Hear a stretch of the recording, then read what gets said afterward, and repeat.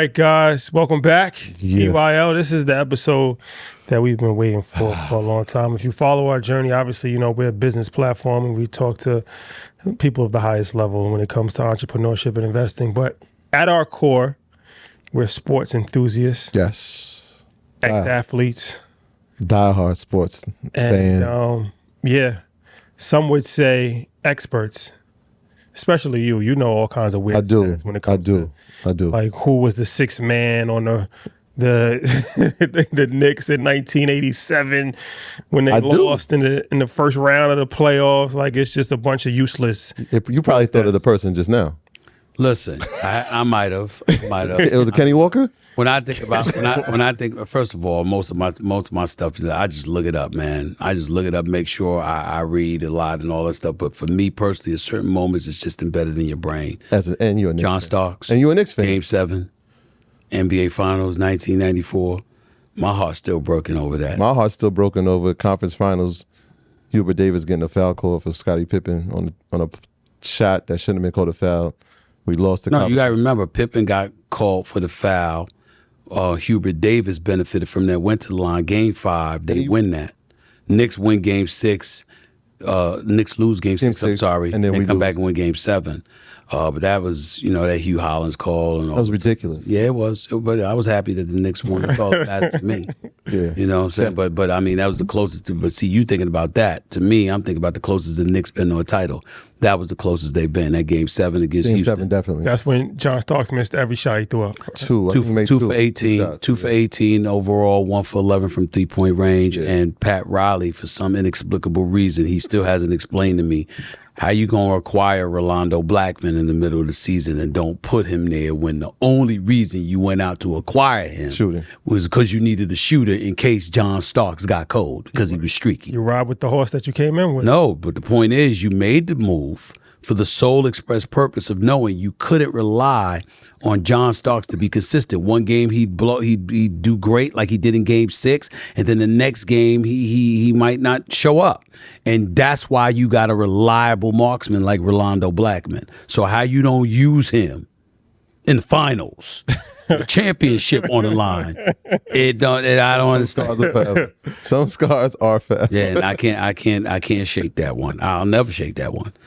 Well, that's just the intro, ladies and gentlemen. So right. Stephen A. Smith needs no introduction, a legend in the sports broadcasting world and somebody who's actually transitioned how we watch sports. There's been a few people throughout history that have, added their mark to journalism, and you're one of them, for sure. Thank you. I think of Stuart Scott. I think of yourself. I think of a few other people. Wilbon, for sure. No doubt. Yeah. Transcendent figures, guys I looked up to. God rest Stuart Scott's soul. I miss him every day.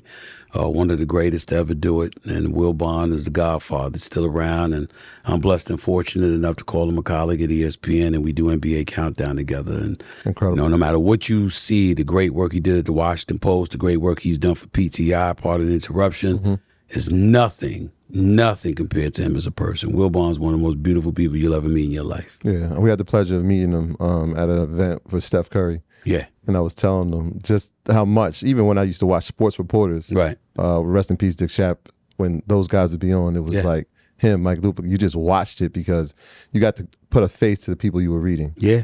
So, I mean, those are important. It gave us a lot of hope, a lot of inspiration. He was on there, Brian Burwell, the late Brian Burwell of USA Today. He was on there, David Dupree. He was another individual that was on there on occasion. Obviously, guys like Howard Bryant, the great, John Saunders, God rest his soul. He was an iconic figure in the business as well. There's so many people that, when you think about what I'm doing today, they paved the way. David Aldridge. David Aldridge as well. If it wasn't for them, I wouldn't be where I am today. Yeah. Well, thank you for joining us. Appreciate it. I'm good to be here, man. Let's do it. So, all right, let's start out with this. Business show, but we like sports. So I want to start with a question that's related to both sports and business. Sure.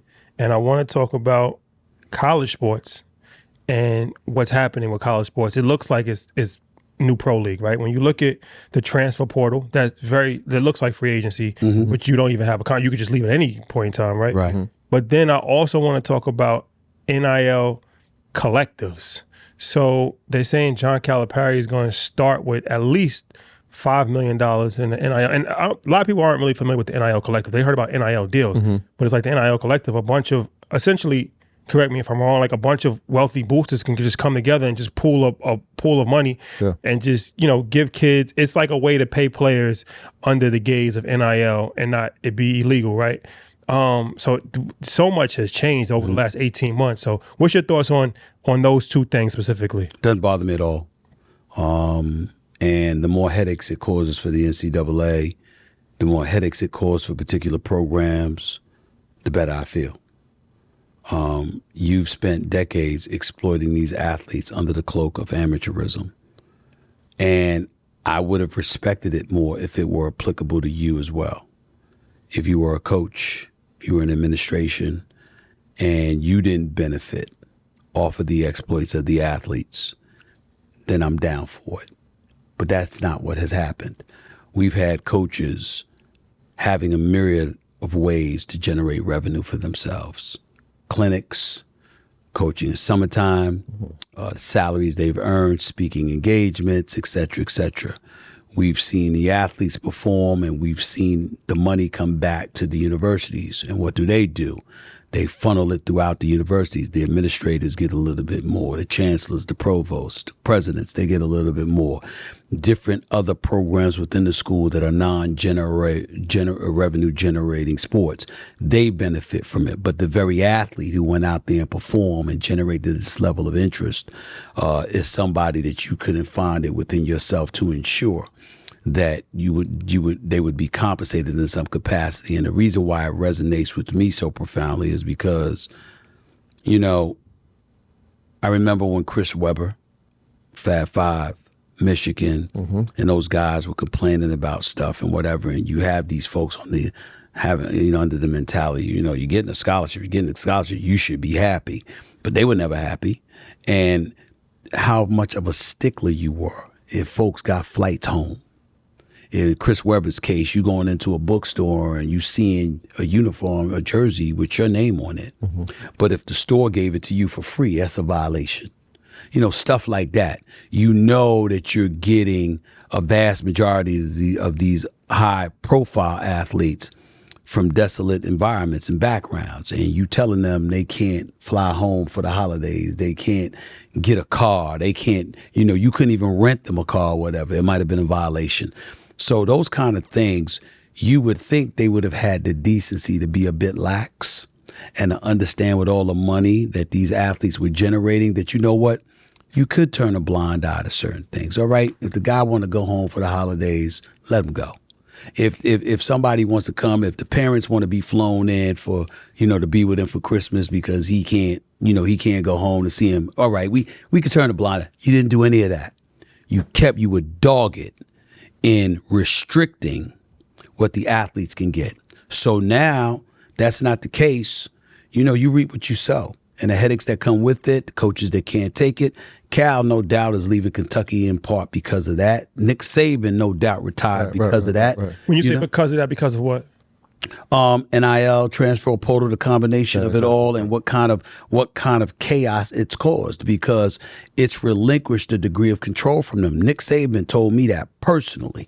He was before he retired, he was complaining about what a headache it was. You're talking about agents that are treating. He felt like they were damn near embezzling, money, from universities and stuff. What they were doing. That was his terminology. He was completely turned off and utterly disgusted as to how things had transformed and how it changed. And I didn't blame him. I didn't think he was wrong.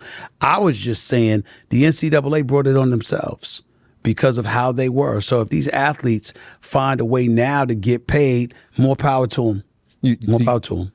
It's interesting because I was kind of thinking that it's like that transition of the old model, because even for Cal, his model was the one and done.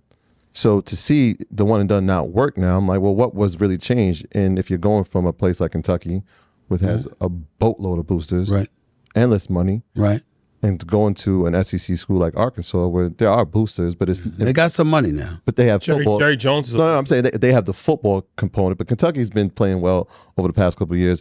That change is happening with the coaches. You said Saban. I thought about guys like Roy Williams and like these older guys who came in with a system both in college and in college basketball and football to where you see new guys, Coach Prime exceeding at this because he's able to adjust and get back to the players. Even like a Dan Hurley now who's just won. It's more about the players and figuring out it's transfer portal, it's NIL, it's all these things. Well, the first thing we're going to do as we sit down here right now is we're going to define what your definition of success is. Okay. Because let me tell you something. Cal ain't been successful. Not in recent memory. That's a fact. You got 4 over the last 4 years. I'm a Kentucky guy. All right. Don't Well, matter. You still I not. know. You used the word success. I know. And I'm telling you, they've been bounced out in the first round This twice. is true. Lost to Oakland. A 14 seed. Yes. Lost to St. Peter's, the 15 seed, and then went to the second round. Lost. Hasn't been to the Sweet 16 in 4 years. Didn't make the NCAA tournament. Okay, so you at Kentucky, which is blue blood. Okay, we know what we throw away that term? is. Huh? Can we throw away that term? No. Is UConn blue blood? Yes. What is so define blue blood then? Lengthy period of time in which your dominance shines, where you're relevant, you're a big time program, you're constantly in the mix for national titles. The level of notoriety you gain is different from what the average school gets. Like, for example, Villanova was won a couple of national championships. Well, we want to talk about Villanova in that regard. Georgetown won back in the day. We want to talk about them in that regard. North Carolina has been relevant since the 60s, 70s. Right. Duke has been relevant since Krzyzewski arrived in the 80s. Bill Self had Kansas relevant since the 80s.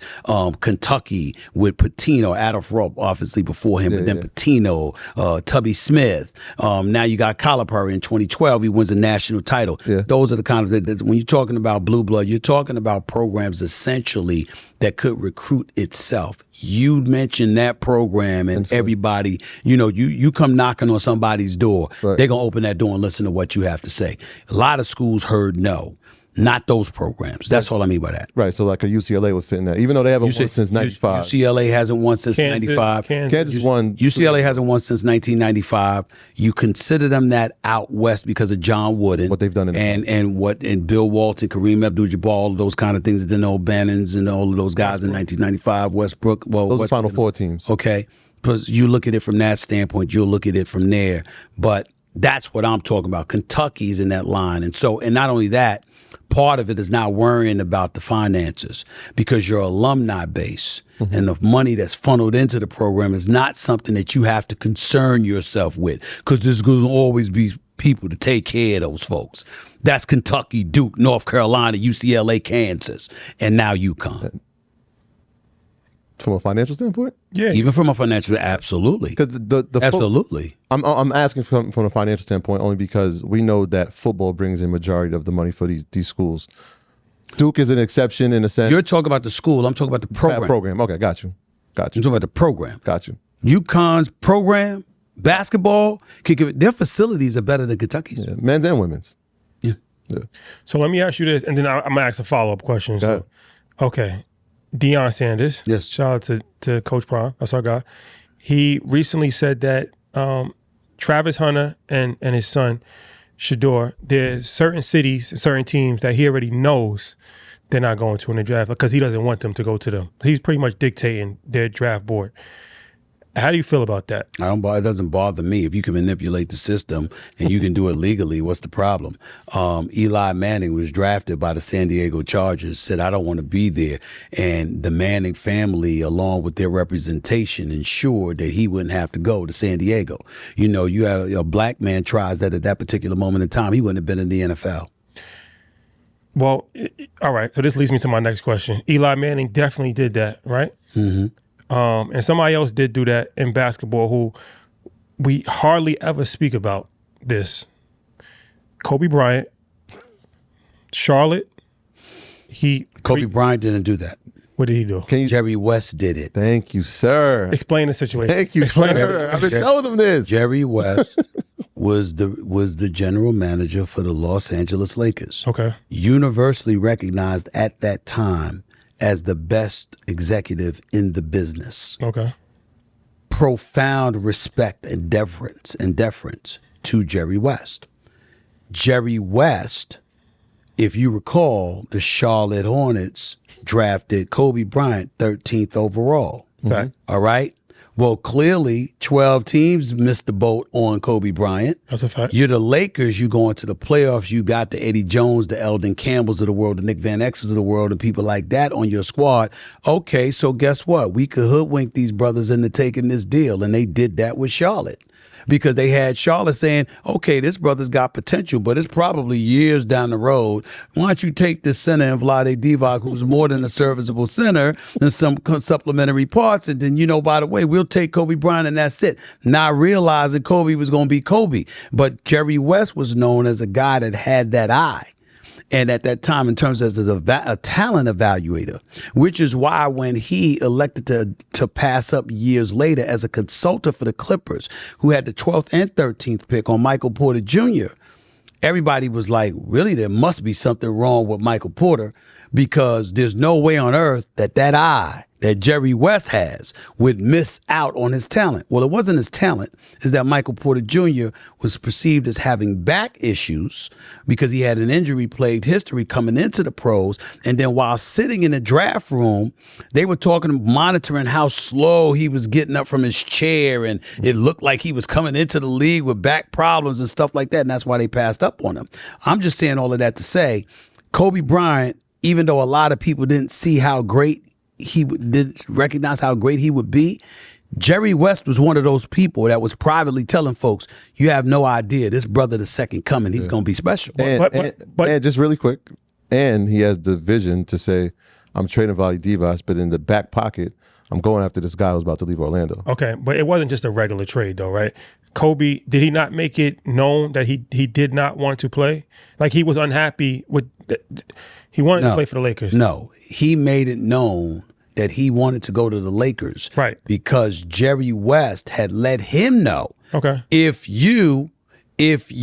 I can get you, I'm going to get you here, but I need you to make some noise. Exactly. Because if you make this noise, then Charlotte isn't going to want to keep you because they know they're going to have a disgruntled player, and as a result, I'll be able to grab you. I'm just saying Jerry West manipulated all of that. Okay. And he's in the Hall of Fame 3 times for it. And rest in peace to Kobe, one of the greatest to ever do it. But what I'm saying is that he still played, he was vocal, he played that role of, and he went to the greatest franchise in NBA history.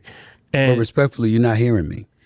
I'm telling you, it was orchestrated. It was orchestrated by Jerry West. But listen, a white executive who was profoundly respected and recognized as a genius and an architect, okay, manipulated the proceedings. So Kobe opening his mouth was at the behest of West. No, I get it. No. But what I'm saying is, if West wasn't, but if Jerry West, okay, this is the point I'm trying to make to you.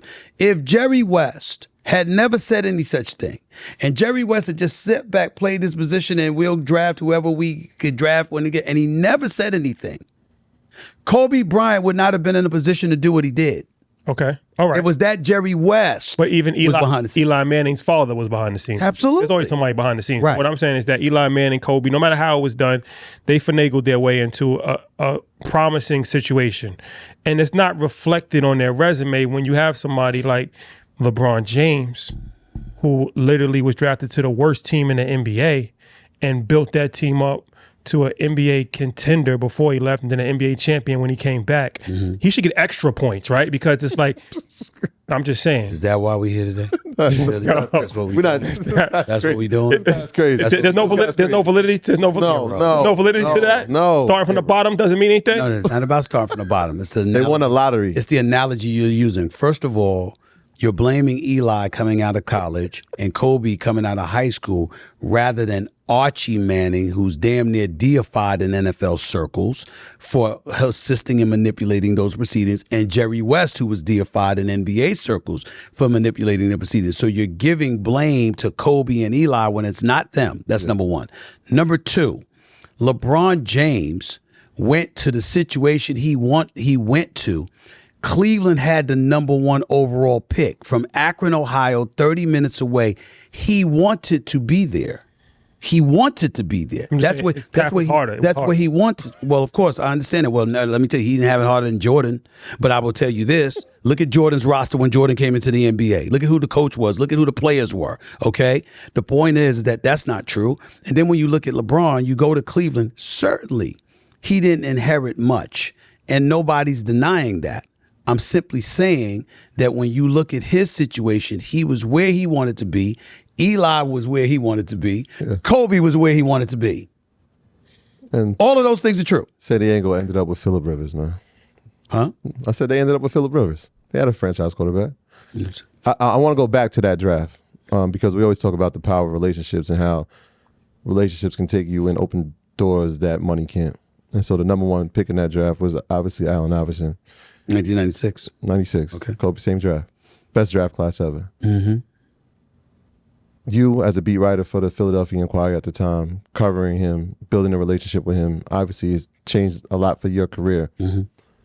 I wonder when you look back now and kind of having foresight, we don't see reporters having the same type of relationships that I imagine that you would have with him. Mm-hmm.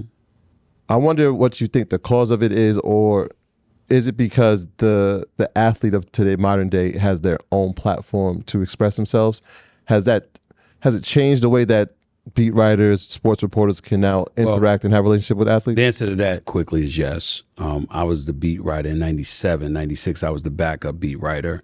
And then the next year I took over the beat for Allen Iverson. Current, and I say Allen Iverson because there was the 76ers beat and then there was the Allen Iverson beat because this brother always got himself in something. And as a result of that, I always had to work overtime covering him, and it was like a nightmare. And we got a running joke. We still laugh about it to this day. Every single year I went on vacation. Every incident he got into was when I was on vacation. And meaning I had to come off vacation to deal with some mess that he had gotten himself in. It just never, ever failed. And I just used to be so mad at him over that, right? But when you talk about today's player, it's the advent of social media. It's the fact that they got a voice. It's the fact that they don't necessarily need the fourth estate, which is the media, to disseminate any kind of message on their behalf. They feel they can do it themselves. And they never trusted the media. And as a result of never trusting the media, you were always looking for an excuse to have a different outlet. Mm-hmm. Back then, you didn't have it because social media didn't exist. No Instagram, no Facebook, no Twitter, and none of that. And so because that didn't exist, you had no choice but to rely upon media. So the next best thing was to find somebody in the media that you could remotely trust to some degree. Mm-hmm. And that's pretty much how it happened. Michael Jordan had somebody that was Ahmad Rashad. Isaiah Thomas had people as wise as he was. He knew city to city, or a national voice or whatever. He always had an outlet. Charles Barkley, same situation. Shaquille O'Neal, Patrick Ewing, and others. There was always somebody. And in Philadelphia, I was that guy for Allen Iverson, but it was a bit different and unorthodox for me because I call it like I see it, not to say that other people did not, but they were, they were a bit more cautious about it than I was. I didn't give a damn because my attitude is I'm not getting personal. Your personal business is your business. As long as you don't end up in the police blotters or something like that where a bunch of people see you doing something, it's none of my business.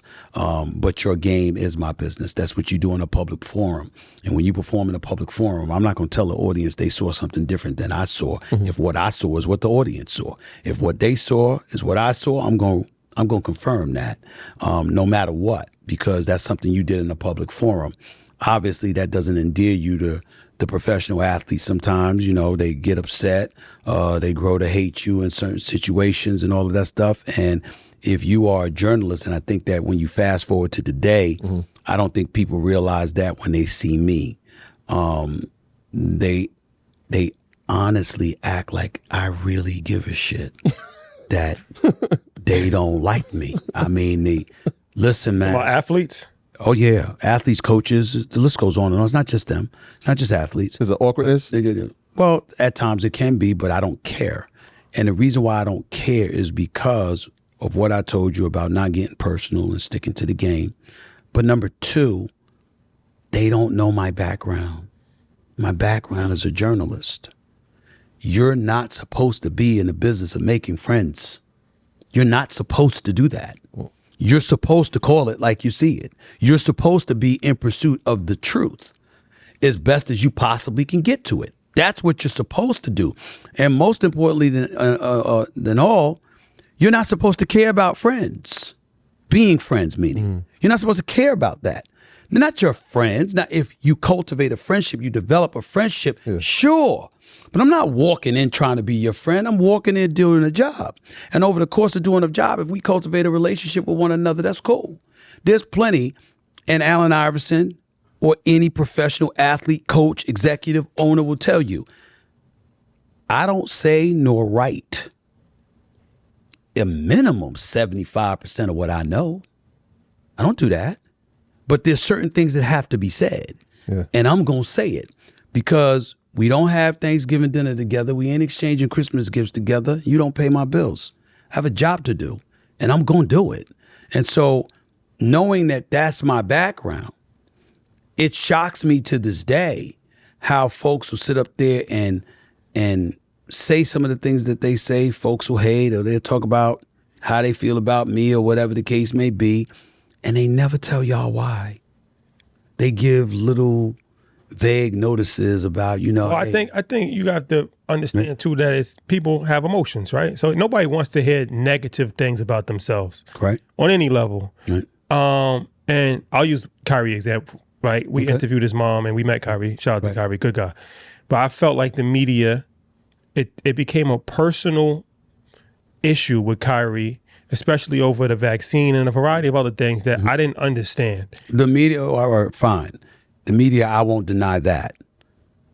You talking about me? Well, I know. I mean, because I can answer for me. All right, so I'm right here. Okay, so what's so for Kyrie, for instance, what would you say for people that say that you went too hard or it turned personal for Kyrie Irving? I will openly tell you they are not wrong.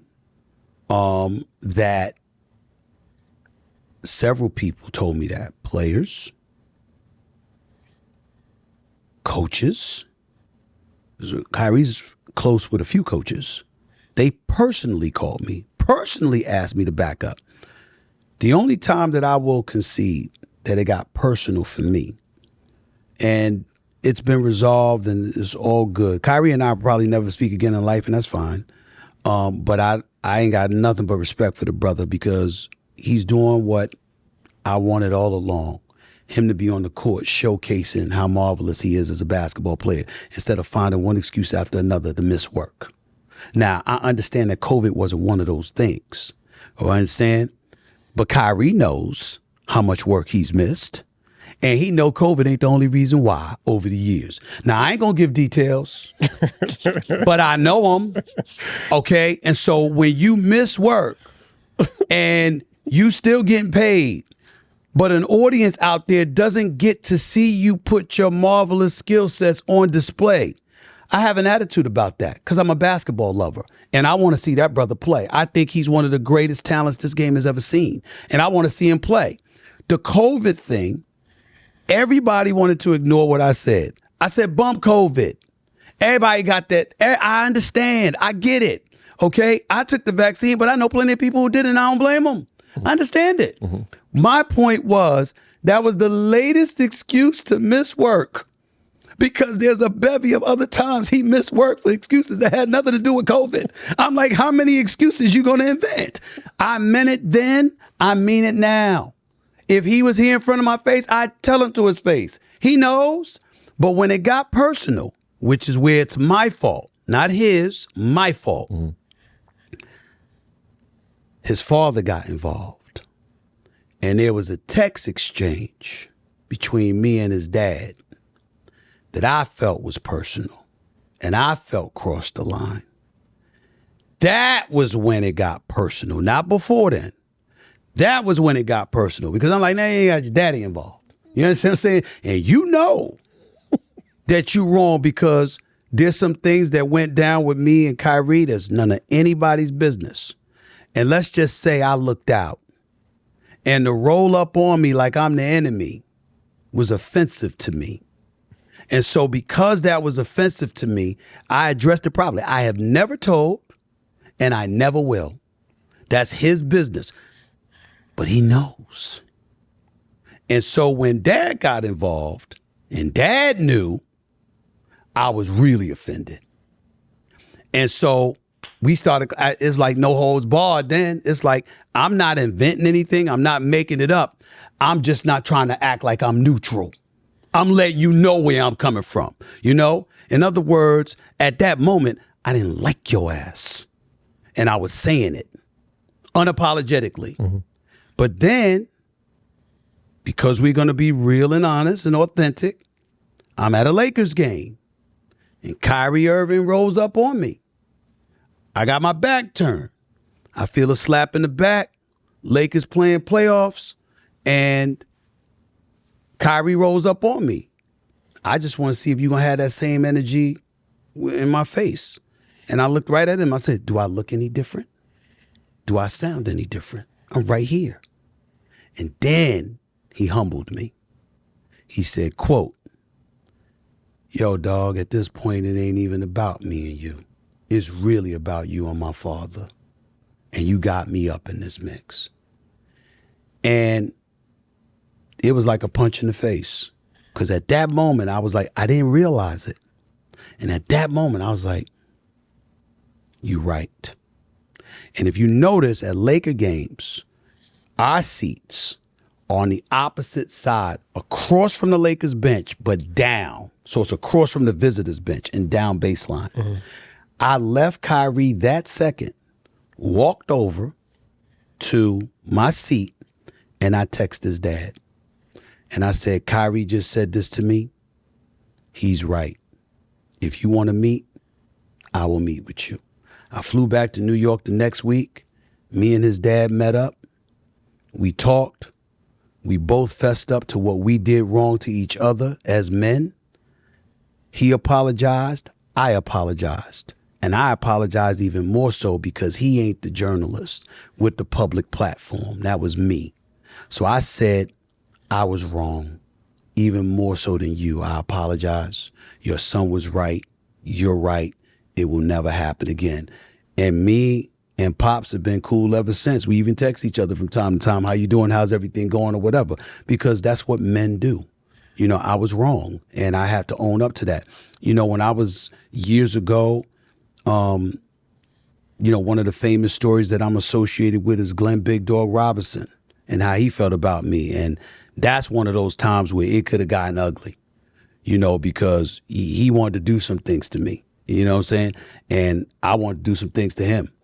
And because I thought that he had gotten a coach fired, Randy Ayers, after he succeeded Larry Brown and stuff like that. We got into it in the Denver locker room, got in my face, blah, blah, blah. I was like, ain't nobody backing up. And when that happened, the hostility that existed spanned years to the point where, like, we would stare each other down and then people like just walking between us because they just like, this is unnecessary, it's ugly and all this other stuff.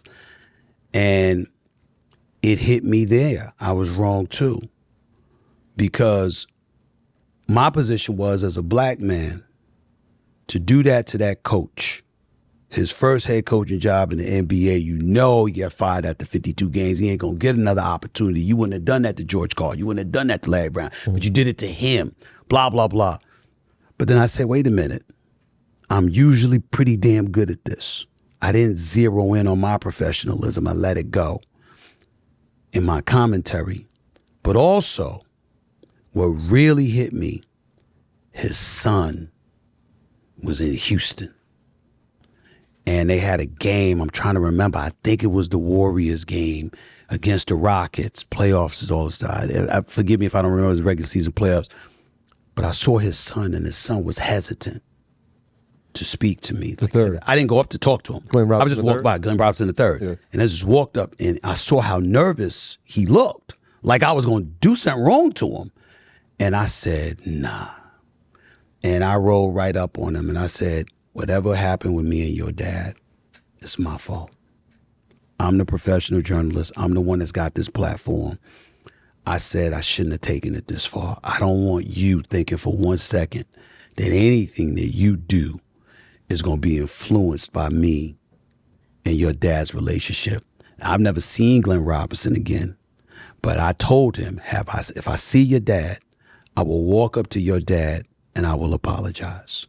Because that ain't right. You know, when you see a kid, ain't got nothing to do with it. Yeah. He walking around fidgety about what you gonna say about him or what. I'm like, damn, you know, that I can't let that happen. And so those are the two. I only bring up those two incidents because those are the two incidences that stand out. And those are the two incidences where I genuinely feel I was wrong. And it takes a lot to say that. I was wrong. The reconciliation. It's not often I feel wrong, but those are two incidences where clearly I felt I should have been the bigger and the better man, and I wasn't.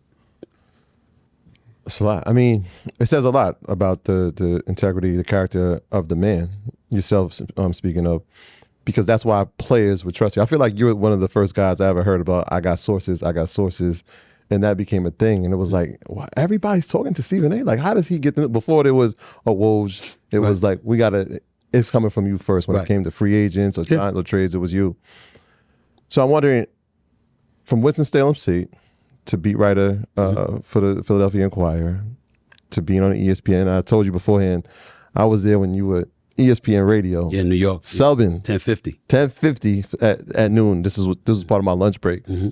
To being on TV, to having First Take, to being the EP of the show, and now, for all likelihood, having the crown when it comes to sports media.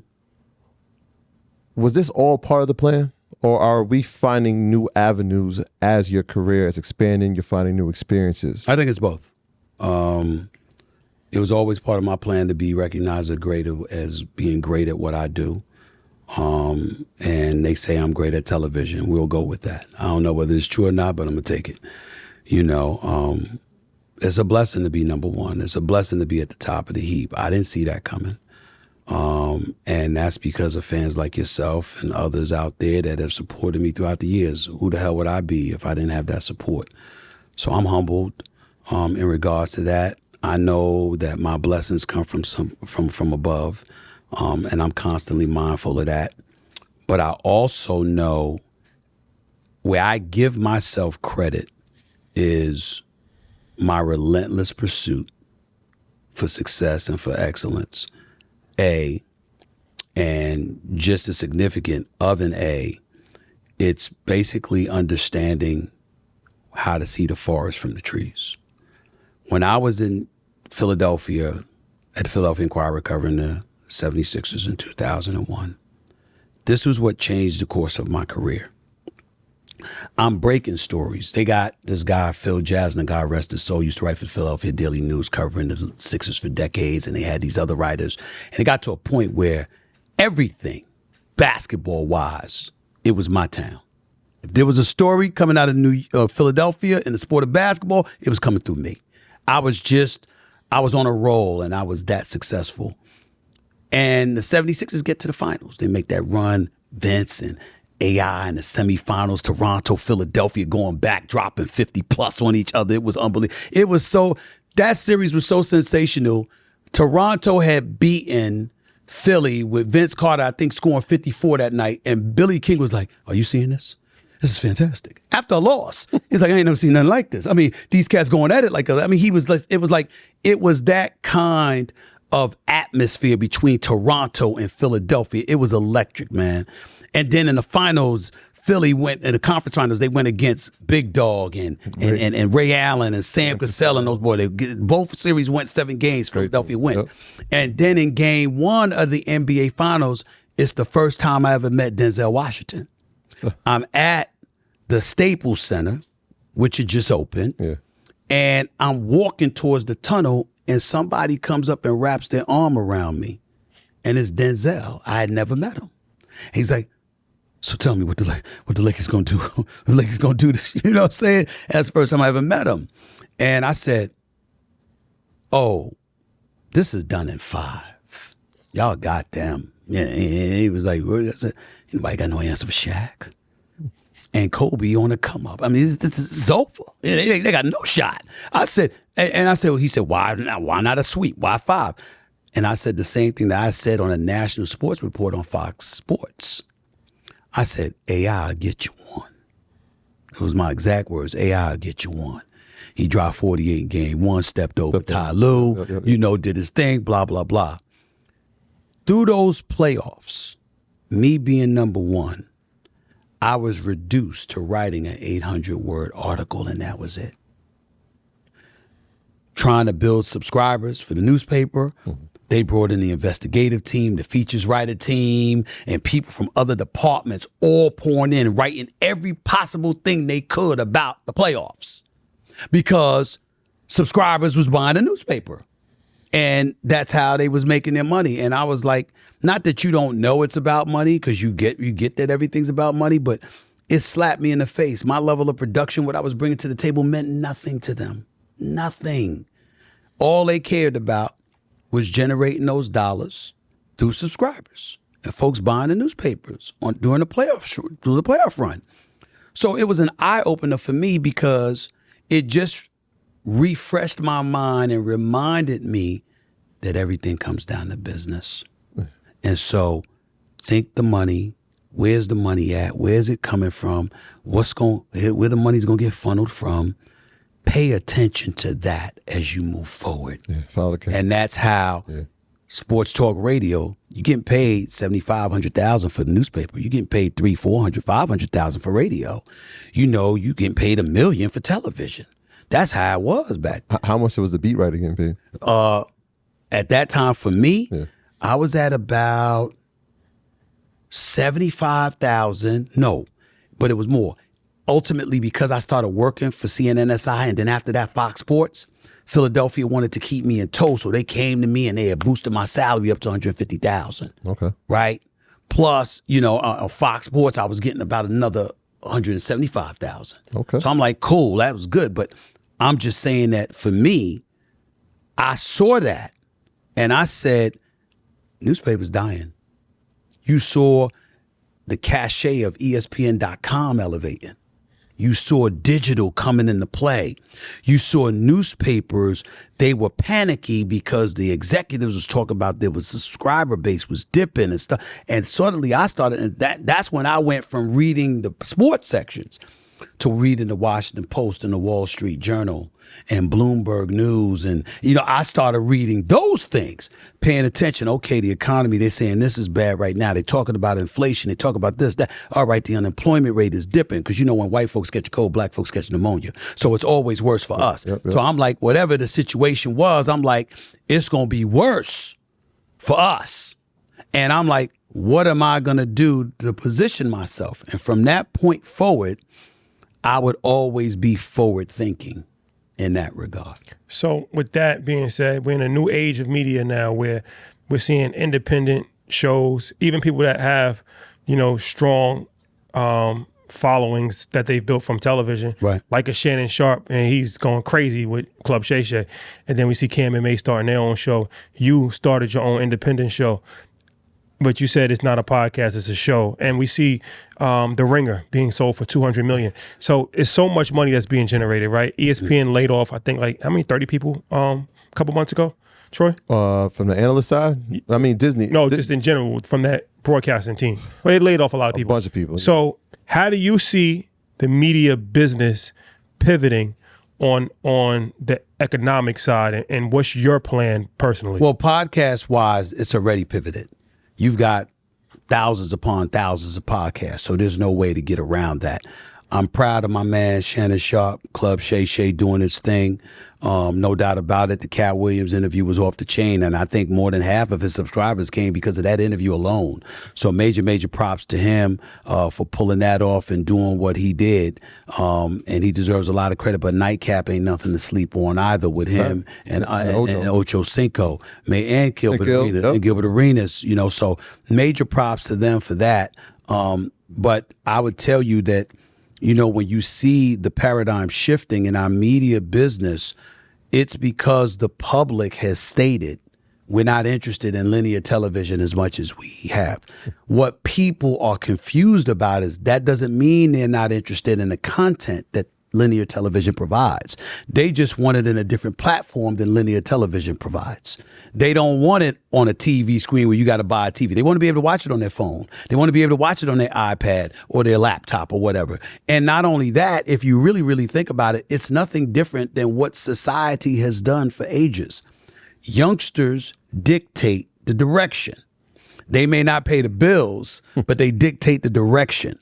So it's like a kid that's growing up, right? Well, you know what? I don't feel like doing this. I feel like doing that. I want to go to the movies. But then after that, I want to go to the amusement park. But then after that, I want to go to Coney. If you're in New York, you're in Brooklyn, I want to go to Coney Island. Well, hell, I want to go to Six Flags. Well, damn it, not Six Flags. Now I want to go to Six Flags down in Virginia. Okay. Oh, by the way, now let me go to Disneyland. Oh, that's in Anaheim. Oh, damn it, Disney World. I'd rather go there. You see what I'm saying? History has shown us that these transitions that take place, it's dictated by our youth, not financed by it, but dictated by it. Because if you're a parent, you're going to give the kid what they want for the most part if you can afford to do it and they deserve it. Mm-hmm. Well, guess what? That's exactly what's happening now. The kids are telling the parents who happen to be executives at the linear networks, this is what we want. Not only that, streaming has proliferated. And so when you look at Amazon, Apple, Netflix and everybody else with, Prime Video, all of this stuff, they've created different platforms that has forced the linear world to capitulate to the direction that it's going in sooner than it would have liked. Mm. And as a result, you're seeing a dwindling number. But it makes me laugh being at ESPN when people act like, oh, ESPN's losing this audience. No, we're not.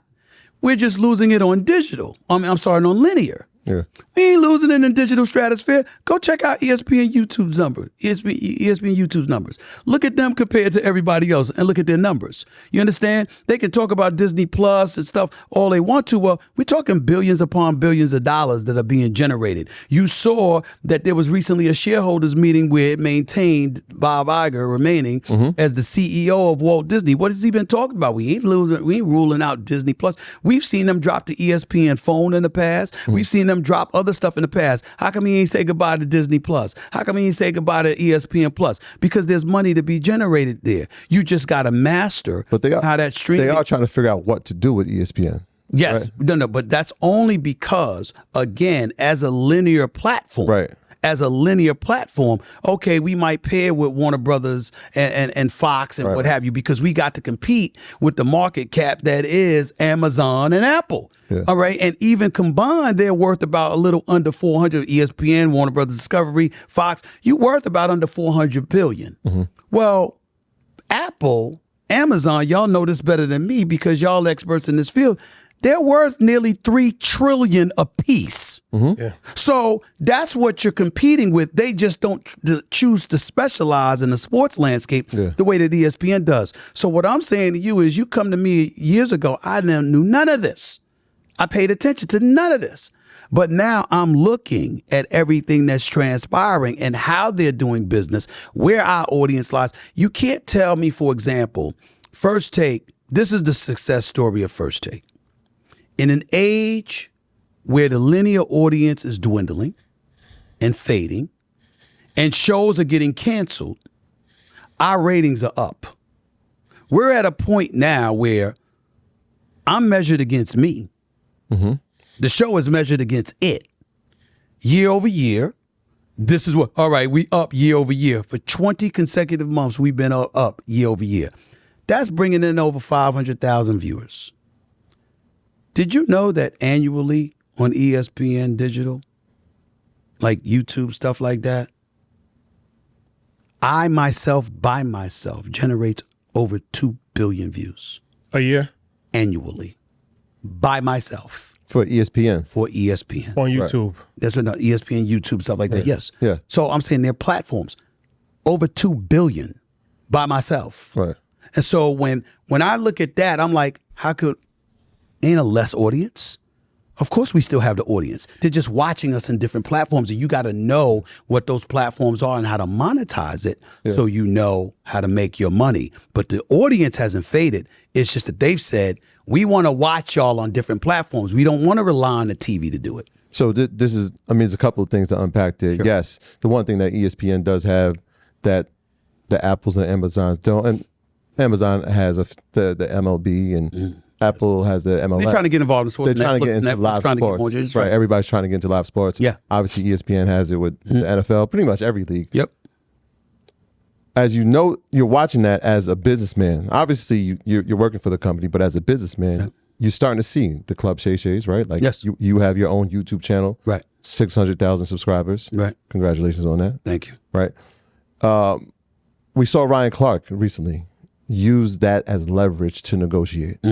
So as you're building the IP, are you you're looking at this like this is also my leverage, right? Because it comes to a point now where if you're watching ESPN, like we watch McAfee, it's well documented, Right. the amount of money he's making, which is congrats to him. Congrats to him. Because it's a totally different format for ESPN Totally. and it's working.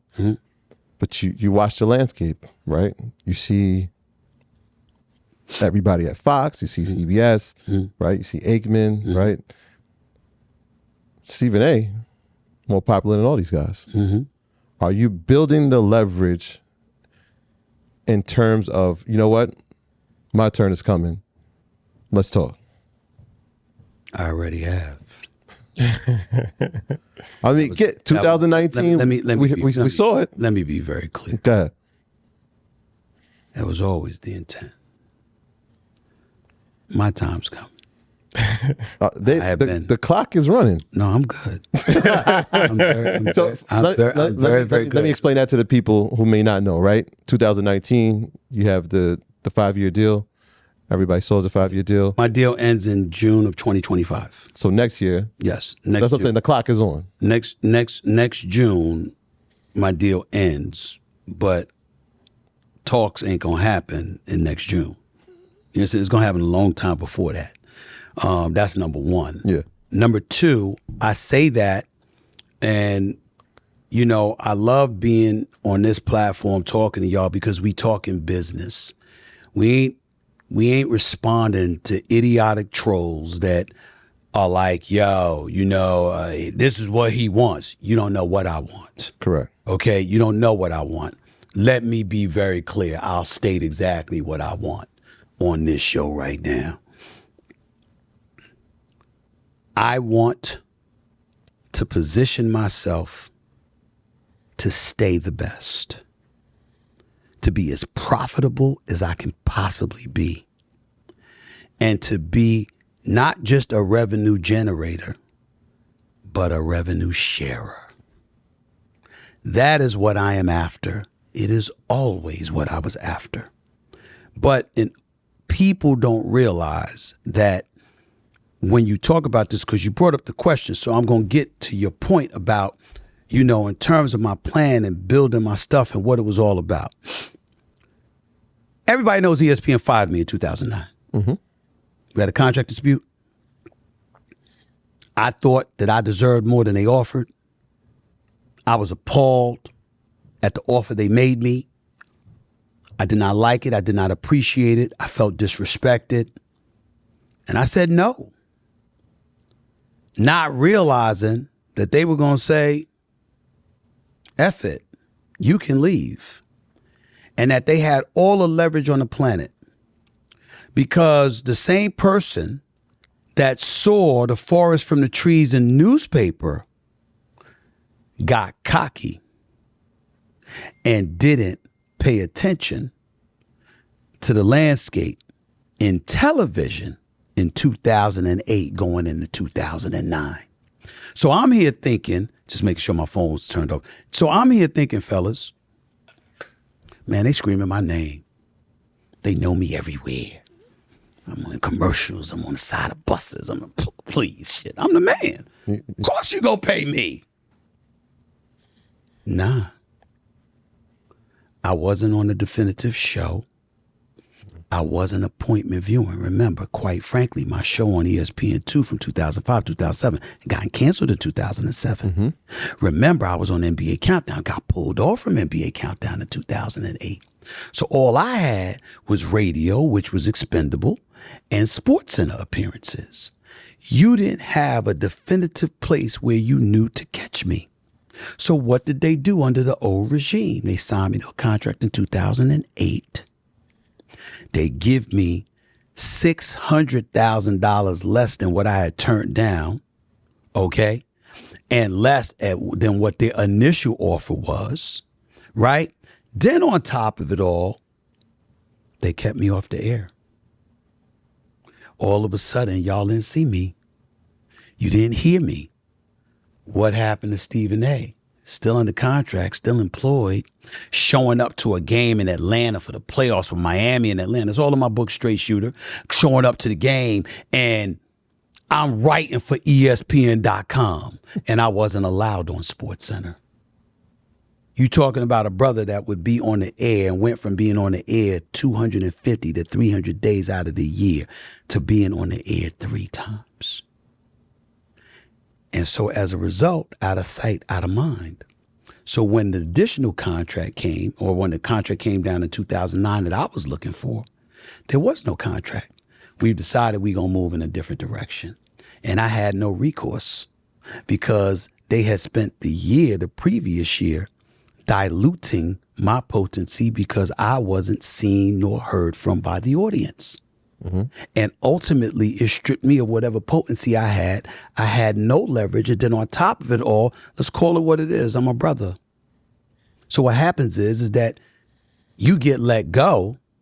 Oh, there must be something wrong with him. Mm-hmm. He might not be somebody we want to mess with. Head case. We don't need to touch him. And I was toast. And that reality hit me, and it was the scariest shit that ever happened to me because I'm a new dad. I'm unemployed. You know, I had lost my job at the Philadelphia Inquirer at the time because I was beefing with new management because they didn't want me there any longer because I was doing so much work in New York for ESPN and I was never in Philly. And so everything came like a tsunami all at one time. And so when that experience happened, and ultimately I'm unemployed for 10 and a half months living off my savings, okay? From that point forward, I get back into Fox Sports Radio. I get a guy that's the former president of Cumulus Radio, Mike McVeigh, that's tutoring me on radio and how to do radio right. But more importantly, prioritizing with me the importance of learning the business. You thought you were popular, but you didn't know. Where was your data? What was your ratings?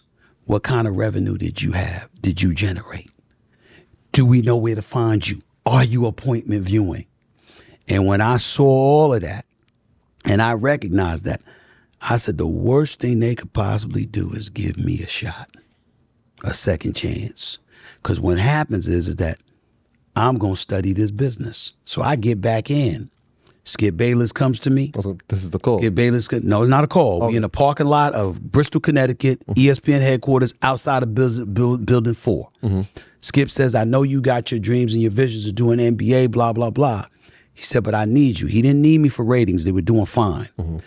But on an everyday basis, he needed someone he felt he could trust on a 5-day-a-week basis that was going to bring that heat, bring that energy, and somebody he felt, in his words, wasn't going to backstab him. And so he said, there's only one man.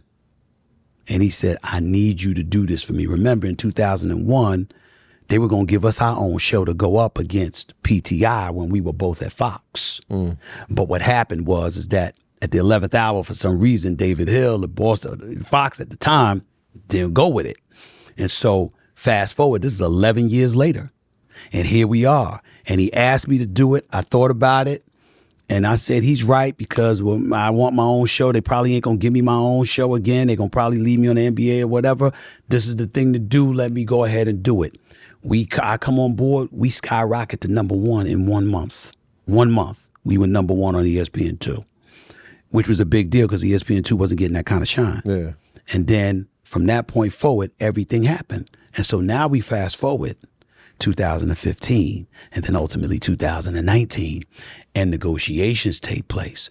And I'm a different beast because I walk in there. That's your numbers. And there's ain't no emotion. These are my numbers. This is what I deserve. Can I have that, please? Well, Stephen, we think you deserve this. Okay, but these are my numbers. And instead of them saying, go F yourself, they were here, I was here, we met here. You see what I'm saying? Mm-hmm. And so from that point forward, it just prioritized for me knowing the business. We fast forward to now. The business has changed. It's about, you got so many people about podcasting. Listen, I didn't want to advertise this to everybody or whatever. And I'm not saying it's not a podcast. I got a great deal with iHeartRadio for the next year and a couple of months or so. That expires coterminous with my ESPN contract. You know, when that ESPN contract ends, so does everything else. You know, for me, from a negotiating standpoint, that's best suited for me. That's what I negotiated. Yes, it's a podcast in terms of the audio portion. Mm-hmm. I built a studio. I built a television studio. When you look at First Take or Get Up or shows like that, the PTZ cameras, the jib and the jib operators and the producer, that's what I have. I'm not here for a podcast. I'm here for a show. I'm here to not just produce my show, but to find young talent to produce shows for. I'm not here to do just a sports show. I could do a late night show. I could do a daytime show. I could do a political show similar to Real Time with Bill Maher, the Daily Show, you know, stuff like that. Yeah. It can go in any direction. The space that I do it in is rented.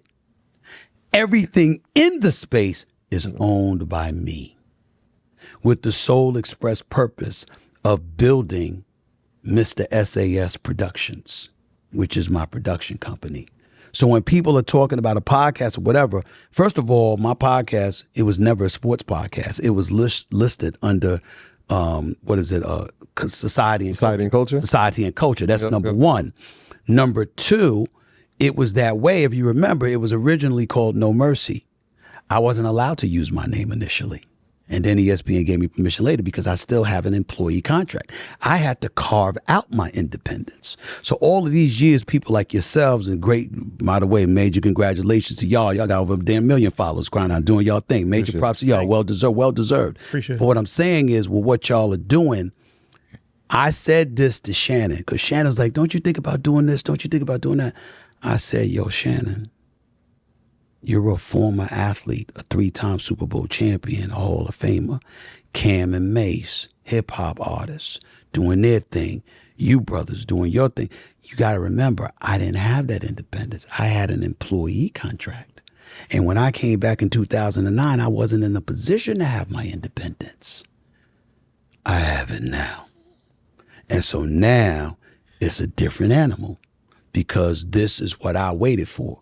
Now, I hesitate to say those kind of things often because to people, it's a license for them to assume I want to leave ESPN. I'm not happy at ESPN. I'm not happy at Disney. It couldn't be further from the truth. I got a great job. I got great bosses. I got a personal relationship with Bob Iger to Jimmy Pitaro, down in Bergman, the powers that be on speed dial. I just finished talking to the president this morning. I have it like that within that company, period. Mm-hmm. Okay? But they understand business better than me. And if the opportunity is great for me to stay, I'm happy to stay. If they feel differently than I do, then I got to be ready to make moves. But it's a beautiful thing because the level of freedom that y'all have had, that athletes have, that former athletes have, former artists or present artists have, I never had.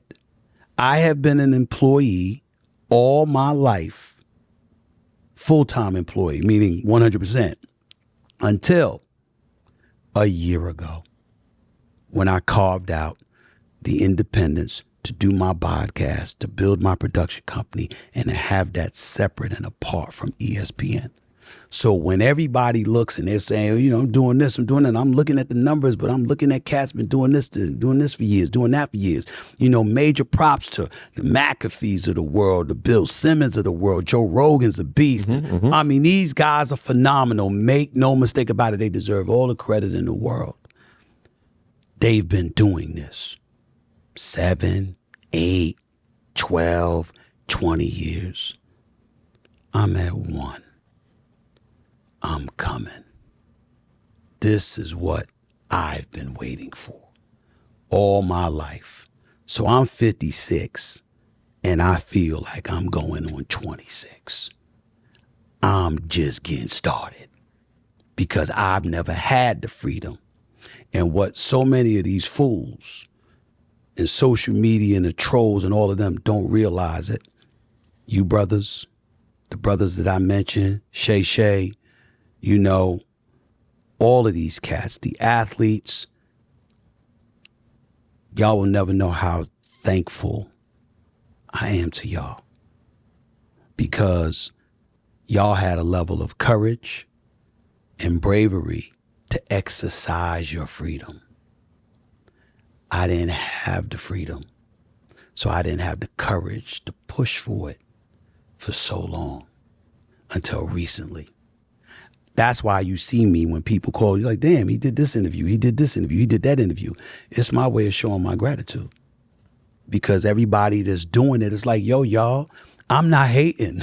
I'm thankful. You know what I'm saying? Even with Pat McAfee, I mean, I'm a brother. He's a white boy, you know what I'm saying? White dude and all of that stuff, because we know the rules are different for them than it is for us. Mm-hmm. But I can't even tell you how grateful I am to him.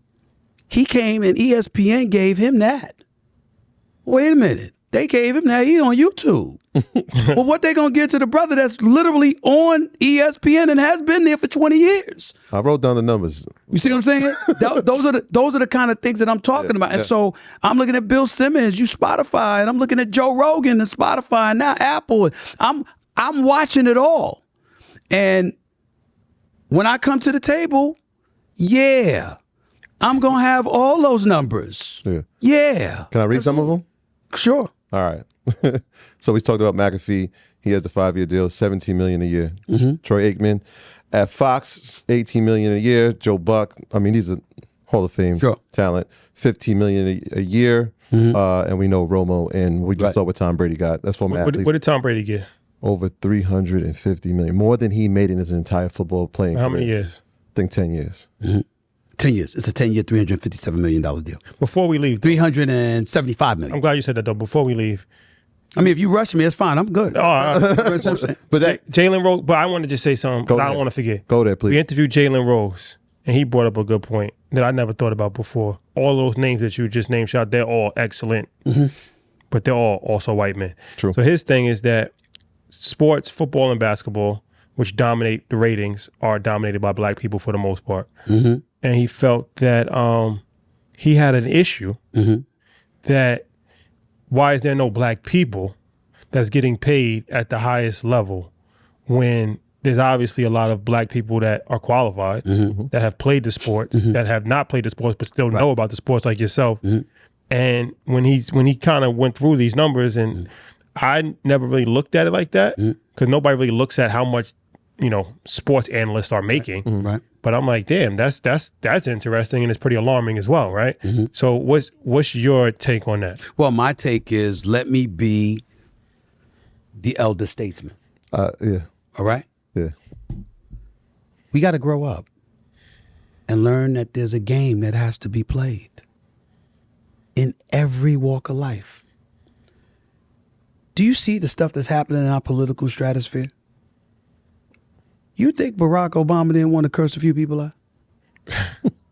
Could you imagine what Michelle Obama from Chicago?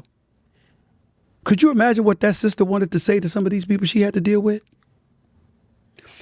Let me tell you what our problem is as black people. And I'm going to say it because I can. When Michelle and Barack Obama didn't do that, we instantly understood you can't do that. They're trying to win the presidency. It's going to cost them votes, right? We understand that. But when it comes to our own selves in corporate America, we don't get that. All of a sudden, we got selective amnesia. That's nonsense. That's nonsense. It's not about whether Jalen Rose is right or not, because I'm not refuting what he's saying, the point that he's bringing up. But there's a game that has to be played. Did you play it well enough? Because see, in 2009, I didn't. And I got burned. Now, if I said that when white folks catch a cold, black folks catch pneumonia, meaning that it's always going to be worse for us than it is for white folks, ain't that another way of saying that? Ain't that an example that falls under that umbrella? Yeah. So this is me. If I knew y'all personally, and we vibed with one another, and you trusted me with your business in terms of just confiding in me, right? And then I see you doing something because you told me what your goals were and what your ambitions were. But then I see you doing something that's going to compromise that. I'm going to pick up the phone and call you. Yo, bro, come here. Because you said this was your goal. And the reason I use that analogy, I'll never forget. And if you ever speak to him, you can ask him. Scoop Jackson, Chicago, sports writer. Yep. It's my dog. I love that brother. Love him to death. Right? I would go up to Scoop. I did go up to Scoop because only one time. I went up to him years ago and I was like, yo, bro, brilliant basketball mind, brilliant writer, the whole nine. Please understand, you got to look the part, blah, blah, blah. You know what I'm saying? Just it can't always be baggy jeans and the whole bit, all of this other stuff. I don't care about none of that. I got to be me at all times, all costs. Even if it's dressed like this is how I dress, Steve. And I said, you don't mind it affecting your money? He said, not at all. I said, my dog. Because he said, I don't mind it affecting my money. Now, if he had said, I still want to make this, I'd have been like, now see, now I got a problem with you. Because the formulas at some point, it changes. It's not the same now, but back in the day, because this was back in the day, the formula was the formula, right? Yeah. I just happen to love dressing sharp because I've been dressing poor. I grew up dressing poor, and I believe in dressing with fly ass clothes. You know, that's how business wise. That's just me. Yeah. But that's just not everybody. But I'm saying I'm good. I was good with him because he accepted that. You got a lot of people who don't. They want to come to people like y'all and they want to talk about the unfairness and the inequities that exist when we all know as black men they exist. So what you going to do to maneuver your way around it? You could be in the financial sector. You know things I hope to know. There are things that you know good and damn well you got to deal with. That ain't fair, that ain't right, that ain't on the up and up, but it comes with it. And so for me, there's a way that you have to maneuver your way around it. It'll never make them right for paying some folks other than they pay others. But you brought up the names of the ESPN. Let me tell you something right now. I can sit here as a black man and tell you I don't have a single solitary problem with any dollars they paid to anybody. Pat McAfee was kicking ass with over 2 million subscribers on YouTube when they decided we want to embrace the world of digital, and this is a dude that we can do that with. There's nothing to talk about with Troy Aikman and Joe Buck. You do understand that? Hall of Famers. No, that's not the reason. Okay, got it. Is that? Do you understand they pay for themselves? What do you mean they pay for themselves? Because they're calling a game. People watch. Not just that. The NFL will want us to have a game because their voice is on it. Mm-hmm. So in other words, what I'm saying to you is when you look at it, there's no secret.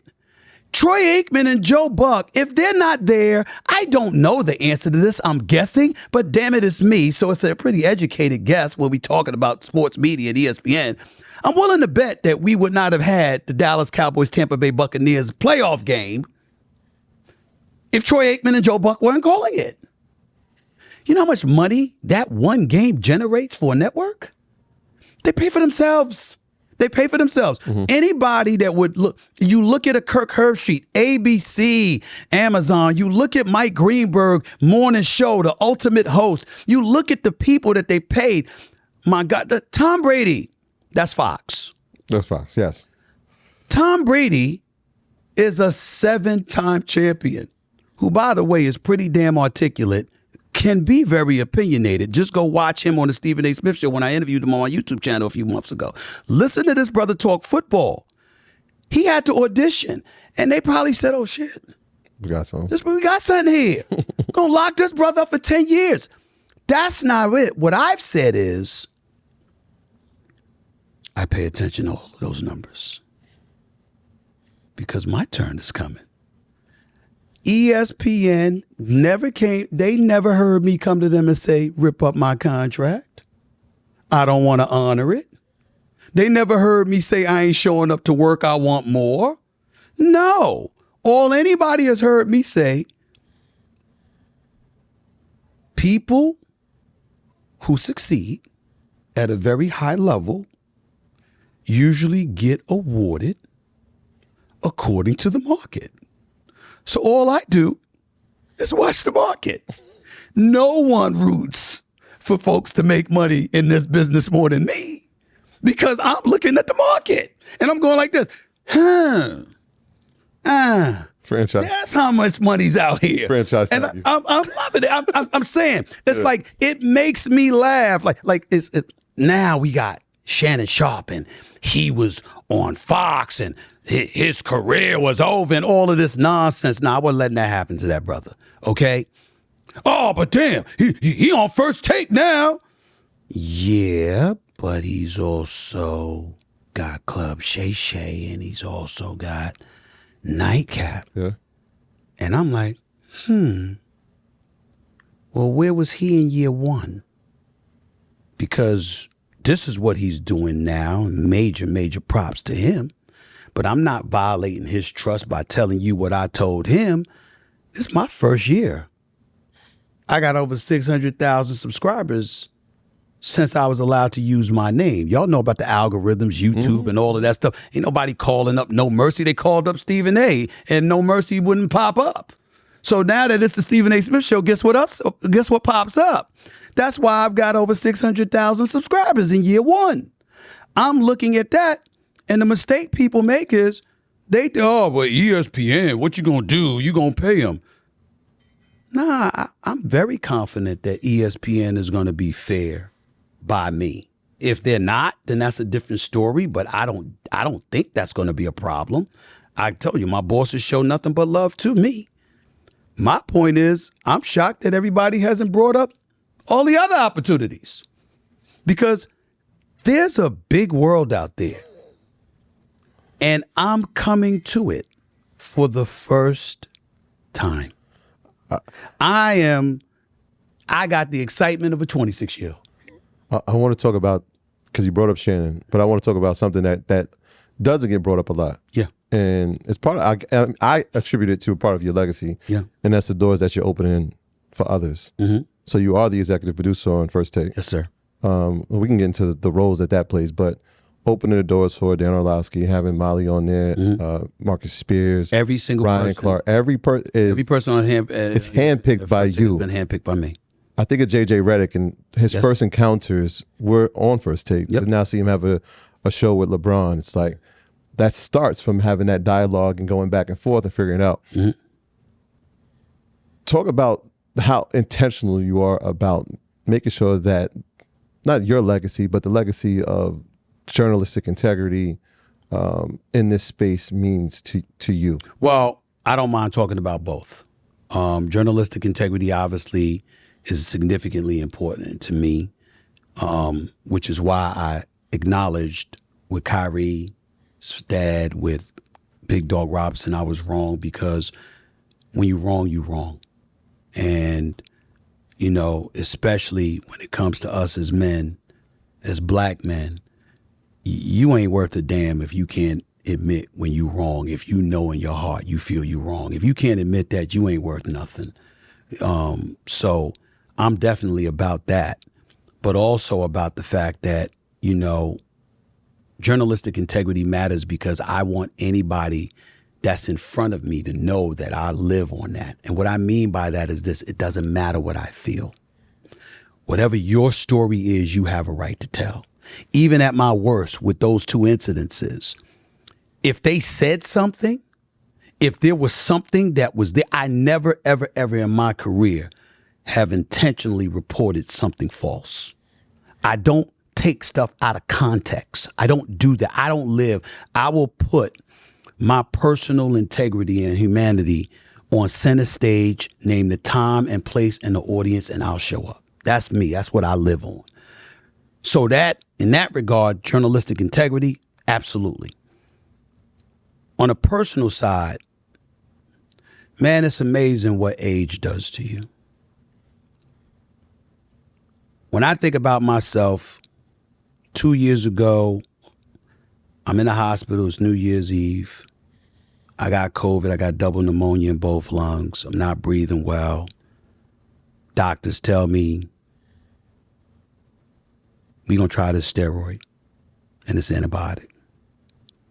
It should work in about 3 to 4 hours. If it doesn't work, we got to call your family. You're in a world of trouble.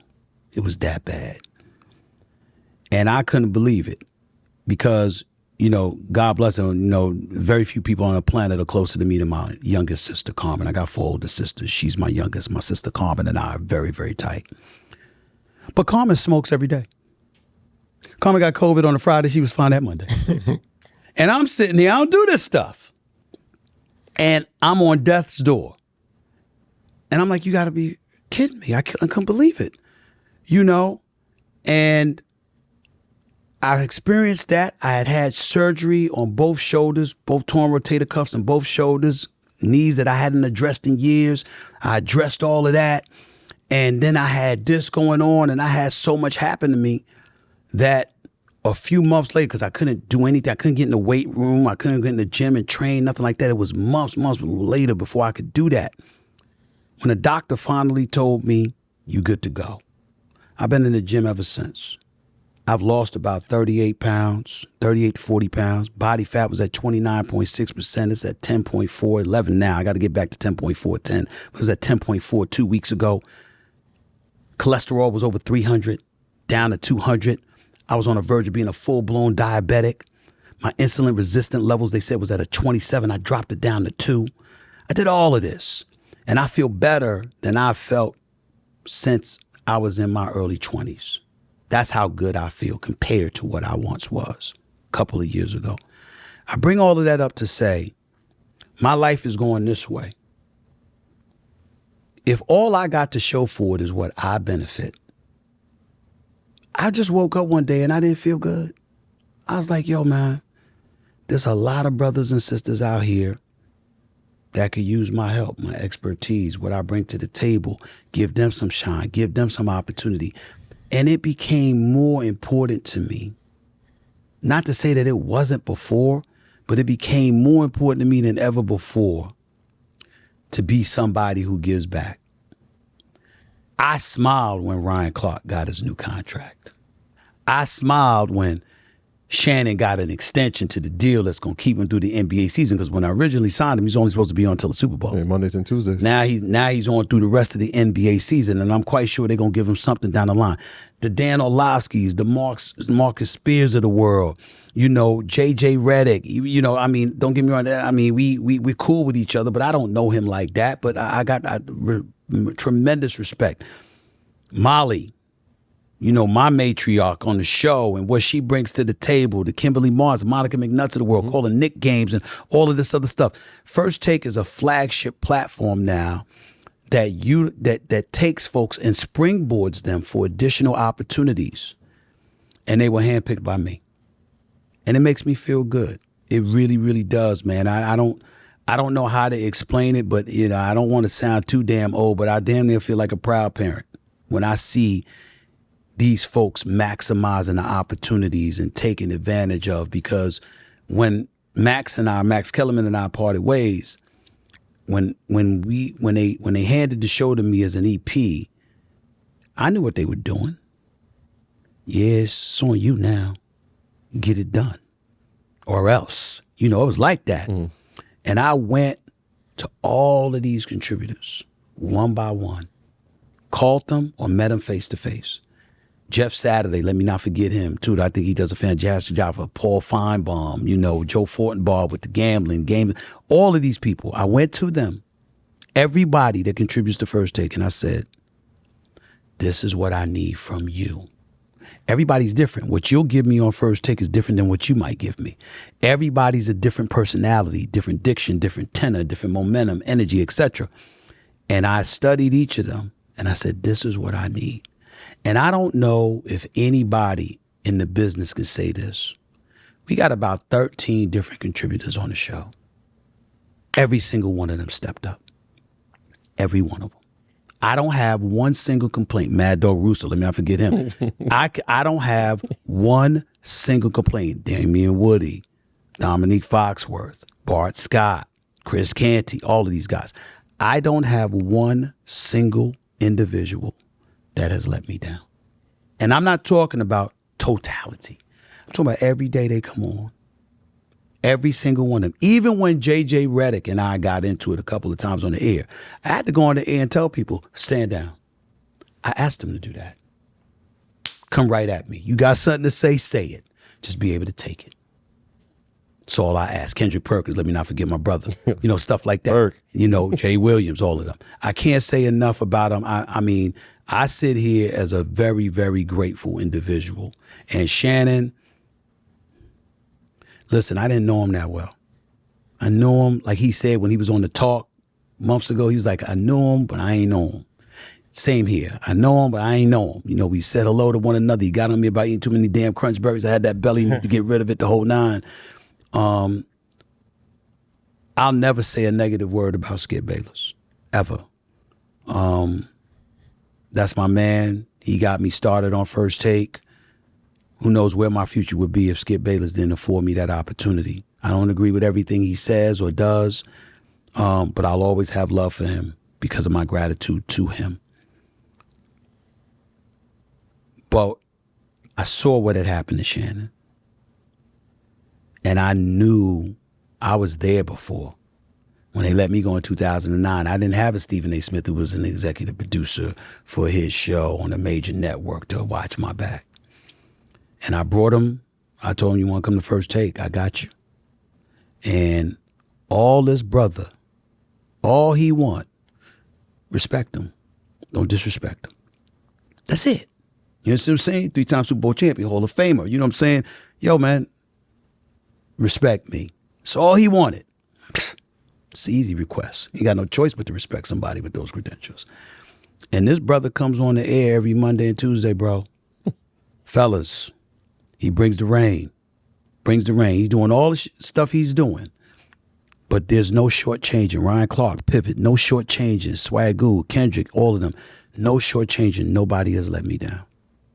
And that's why I've been so successful. Well, Stephen A., it's been an honor and a pleasure. You're a scholar and a gentleman. Thank you for taking the time. And, a lot of information that was provided that I think people can actually learn from, because it's one of these, that's why we created the platform, right? To actually provide a blueprint for people that have done it in real time and people that are on the come up to learn from. So I think, you've gave a lot of insight and you was extremely transparent about your own personal story. So thank you for that. I appreciate it, man. I tell y'all doing a great job, man. And just look, y'all interview a lot of people, you ask a lot of questions, but there's a lot of knowledge that y'all have to drop. So keep dropping it because we all need it, all of us, and especially with the way the industry is changing, the way it's evolving, the opportunities that are out there, the opportunities that are going to potentially get missed, et cetera, et cetera. It's incredibly, incredibly important that y'all keep bringing a voice to all of this kind of stuff. And that's why I addressed it when you brought up the whole Jalen Rose point in terms about knowing the game and all of this other stuff. And not just knowing the game, because he definitely knows the game, but there's got to be a willingness to play it because the industry is going to demand that you have a level of tolerance before it surrenders some of its assets to you. If you don't prove yourself to be somebody that they can trust to surrender some of those assets to you, you're never going to get it. And if you don't get it, they're going to give it to somebody else. And far more often than not, it's going to be somebody that don't look like us. And so you just got to keep that in mind. And I think with brothers like yourself really educating us and talking to us about business and about the minefields that exist out there, I hope that you realize how pivotal that is moving forward, because now more than ever, we gonna need it. I'm sitting here in my position and I'm telling you I need it. So imagine how many other people are gonna need it as well. So keep bringing it. Keep bringing it. Thank you. And you can watch the show on your YouTube channel. Stephen A. Smith Show, YouTube. And Apple, Spotify, and all that. Apple, Spotify, everybody, everywhere else. All right, guys. Thank you for rocking with us. We'll see you next week. Peace. Peace.